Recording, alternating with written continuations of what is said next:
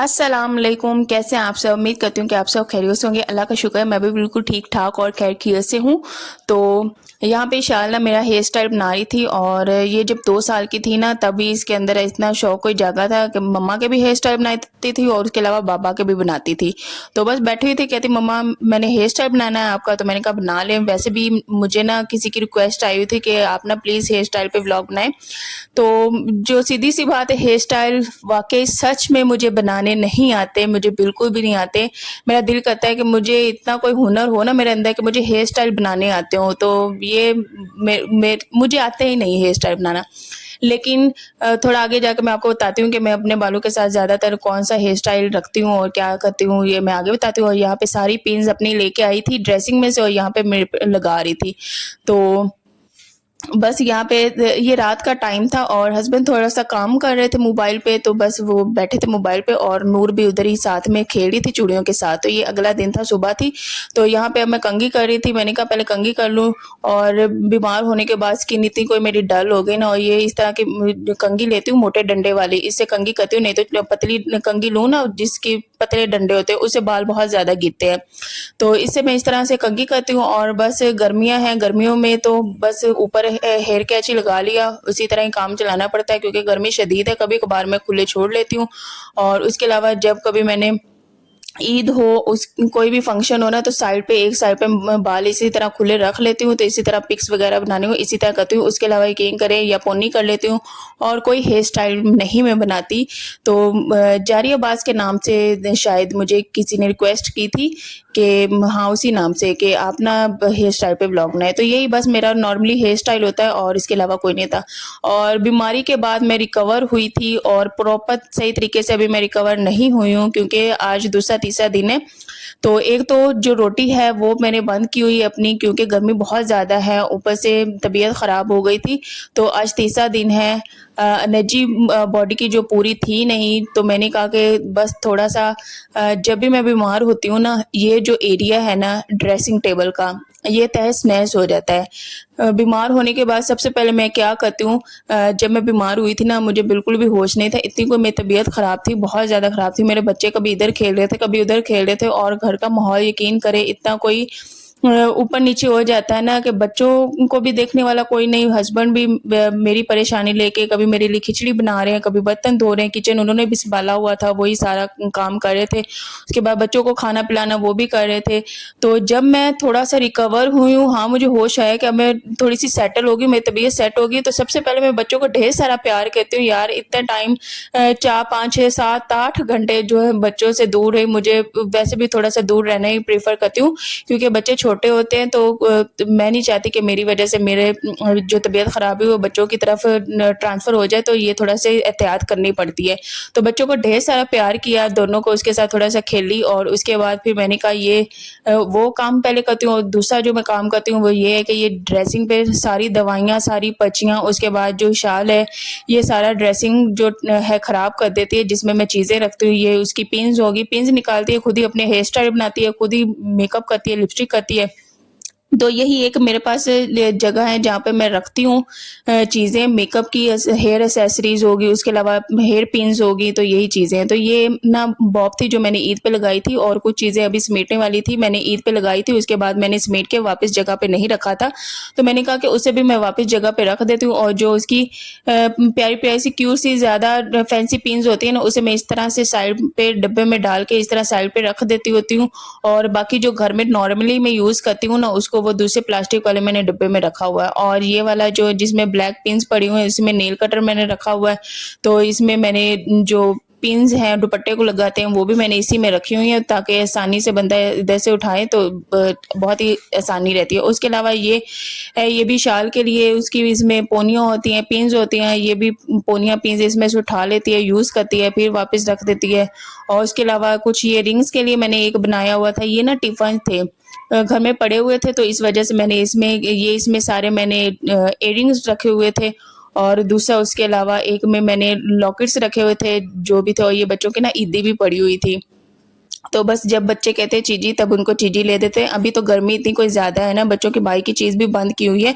नूर को तो वैसे बहुत ज़्यादा खांसी है और दूसरी इशाल है, वो भी अब बीमार हो गई है। पहले मैं हुई, फिर थोड़ा-सा हस्बैंड की तबीयत ख़राब हुई, फिर बाद में नूर की हुई, अब इशाल भी जो है वो भी पकड़ में आ गई है। तो प्लीज़ दुआ कीजिएगा। और यहाँ पे ना मेडिसिन्स के लिए मेरे पास अभी कोई कंटेनर नहीं है, कोई डब्बा नहीं है, तो इसी तरह शॉपर में रखी हुई है, तो वो भी मैंने डब्बा लेना है और उसमें मैं मेडिसिन्स डालूँगी। अब बारी थी इसको सेट करनी थी कि यहाँ भी सारा कुछ ऐसे ही तहस-नहस हुआ हुआ था। जब भी मैं बीमार होती हूँ ना, दवाइयाँ ऊपर-नीचे इतनी कोई बन जाती हैं, वो फिर दराज में कभी ऊपर कभी नीचे रखते-रखते वो सारा ड्रेसिंग ही उल्ट हो जाता है। तो ज़ाहिर-सी बात है, जब इंसान कोई बीमार होता है तो घर में अफ़रा-तफ़री पड़ जाती है, उसकी सेहत की ज़्यादा इम्पोर्टेंस होती है, जल्दी से वो रिकवर हो तो काम तो हैं वो फिर भी हो जाते हैं।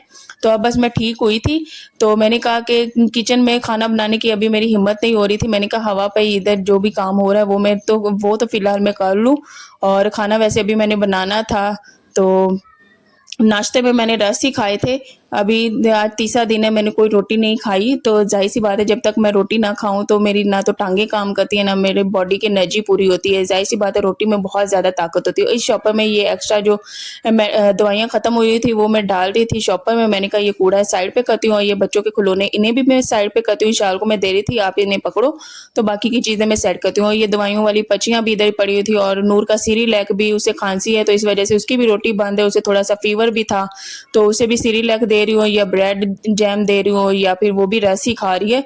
तो अल्लाह ना करे कभी किसी के घर में कोई बीमारी आए, बीमारी बहुत बुरी चीज़ होती है। अल्लाह सबको शिफ़ा दे, अल्लाह सबको अपने हिफ्ज़-ओ-मान में रखे, अल्लाह सबके लिए आसानियाँ पैदा करे। तो बस जो मेडिसिन्स नहीं यूज़ होनी थी, मैंने कहा उन्हें इसी तरह दराज़ में रख देती हूँ। वाइप्स भी मैंने इसी में रख दी हैं, और उसके अलावा ये मेरा पर्स था, उसको भी मैं ड्रेसिंग के अंदर ही रख दूँगी। और ये जो मेडिसिन्स वाला था, अभी ऊपर टैबलेट्स पड़ी हुई थी, मैंने कहा वो भी इसमें मैं रख देती हूँ, तो इसी तरह मैं बंद करके तो रख दूँगी। तो इस तरह से चीज़ें उठानी ना बहुत ज़्यादा आसान हो जाती है, पता होता है इंसान को कि हाँ, इसमें चीज़ें पड़ी हुई हैं, तो वो भी आसानी से उठा लेता है।